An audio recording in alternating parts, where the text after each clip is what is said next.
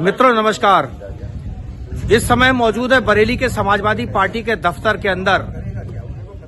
दिल्ली के चुनाव परिणाम को लेकर तरह तरह की बातें देश भर में जहां चल रही हैं, वहीं ये मेरी पीठ के पीछे समाजवादी पार्टी बरेली के नेताओं को आप देख रहे होंगे, ये भी दिल्ली के चुनाव को लेकर एनालिसिस कर रहे हैं, विश्लेषण कर रहे हैं।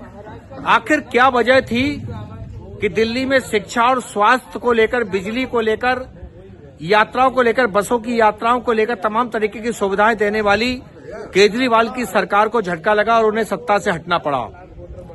आइए समझते हैं बरेली के समाजवादी पार्टी के नेताओं की जुबान से आखिर वो क्या सोचते हैं दिल्ली के चुनाव परिणाम को लेकर।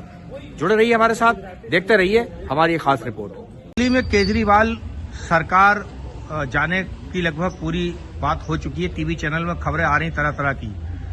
बरेली के समाजवादी पार्टी के कार्यालय में एक बैठक हुई है। यहां भी दिल्ली के चुनाव के नतीजों को लेकर चर्चा हो रही है। महानगर अध्यक्ष समीम खान सुल्तानी साहब कैमरे की नजर में। अध्यक्ष जी, क्या लग रहा है आपको दिल्ली को लेकर चुनाव के जो नतीजे?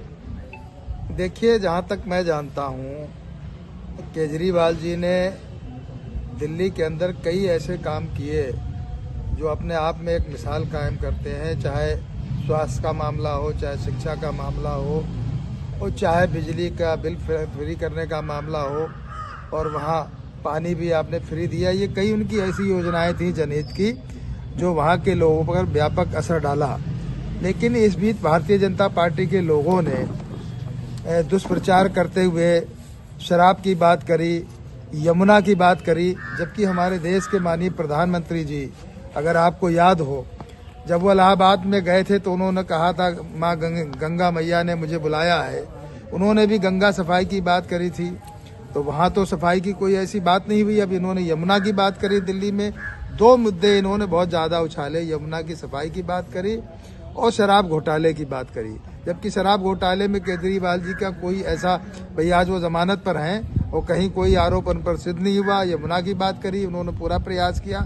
लेकिन जहां तक मैं जानता हूं, भारतीय जनता पार्टी के लोगों ने जो लुभावने वादे करे हैं दिल्ली के लोगों से, अब वो सबके सामने आ जाएगा। लेकिन केजरीवाल जी ने जो कहा था वो करा। अब वो जनता के का जो जनता ने जो मैंडेट दिया है उसको हमें स्वीकार है। राजेश जी, क्या लगता है आपको? देखिए, केजरीवाल जी ने इस देश में एक अलग राजनीति प्रारंभ की थी, जिसे बाद में बीजेपी ने भी अपनाया। और बीजेपी भले ही आज चुनाव जीती, लेकिन लगातार 10-12 साल से जो बीजेपी की सबसे बड़ी रणनीति है, विपक्षी पार्टी की, विपक्षी नेता की छवि खराब करना। वो लोग डेंट कर देते हैं छवि में। उन्होंने पूरी आम आदमी पार्टी के जो पिलर्स थे उनको जेल में डाला। आज समय में अंतर क्या आया है? आज से 25-30 साल पहले जिस नेता को जेल में डाला जाता था, पब्लिक उसके पक्ष में आ जाती थी।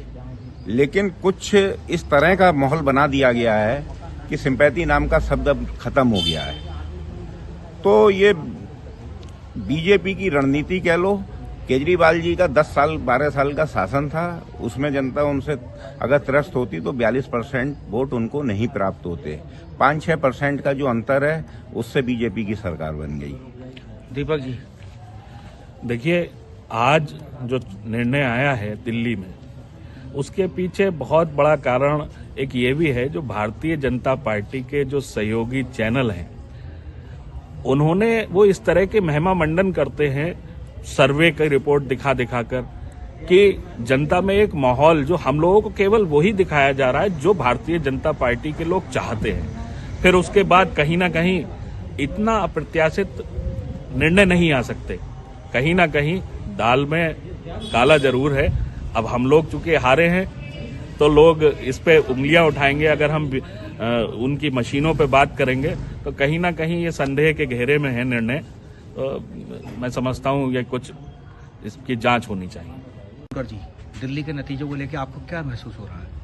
दिल्ली के नतीजे जो हैं, तो सबसे बड़ी बात तो यह है जो वोट ऑफ परसेंटेज जो बढ़ा, और केजरीवाल से लेकर राहुल गांधी तक सारे लोग बता रहे हैं, और चुनाव आयोग ने संज्ञान नहीं लिया कि जिस 7-8% जो वोट बढ़े हैं 3-4 महीने में, ये इतनी जल्दी कैसे बढ़ गए। ये सबसे बड़ा सवाल है। लोकतंत्र में जो जिस संस्थान है वो एक तरीके से मौन हो गए हैं, सत्ता के साधनों के, सत्ता के अधीन एकदम बिल्कुल मौन हो गए हैं, बोलते नहीं है।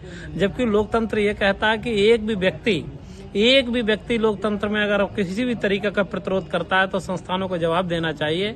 ये बहुत बड़ा है। मैं ये समझता हूँ ये निर्णय जो हुआ है, ये सबसे ज्यादा गरीब, वंचित, दलित ये लोग बहुत पछताएंगे, क्योंकि जो शिक्षा और स्वास्थ्य का काम, जो मॉडल जो केजरीवाल ने स्थापित किया, वो कोई नहीं कर पाएगा। जो गरीब का बच्चा पढ़ पाया, गरीब के लोगों का इलाज हो पाया, वो भारतीय जनता पार्टी के हिंदुत्व के काल में वो लोग रोएंगे, खून के आंसू रोएंगे।